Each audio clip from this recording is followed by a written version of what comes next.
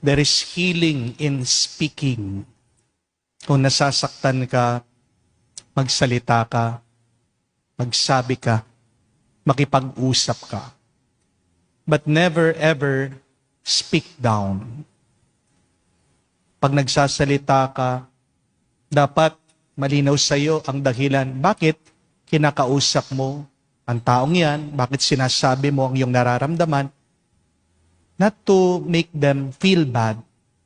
Hindi para ipahiya ang tao, hindi para patunayan mo mas tama ka, mas mabuti ka.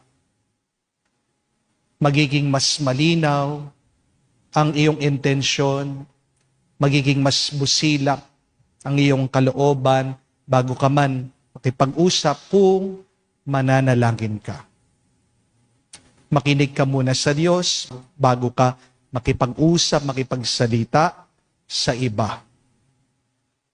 Doon ka lang maghihilom, doon lang gagaling ang sakit ng iyong loob. When people stop talking, they start hating. We can only understand the other by always communicating, talking to one another. Kung hindi talaga kayo magkaintindihan, tumigil muna.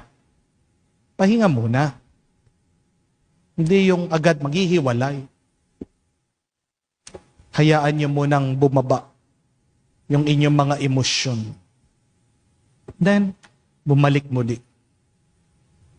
It's not only what we say, but how we say it. Mind the tone of your speaking. Kahit na maganda yung mga salita, pero pangit yung pagkasabi, nakakasakit pa rin yan. Hindi po ba? So be clear. Why are you speaking up? Why are you telling this? Para saan? Harinawa, pag ikaw ay nakikipag-usap dun sa mga taong nakasakit sa iyo, ang intention mo ay para bumalik yung mabuti, magandang ugnayan niyo to mend broken relationships. Ask the Lord for the love to return in your relationship. Yun yung magandang dahilan ng pagkikipag-usap. So, for your assignment, pray before you talk.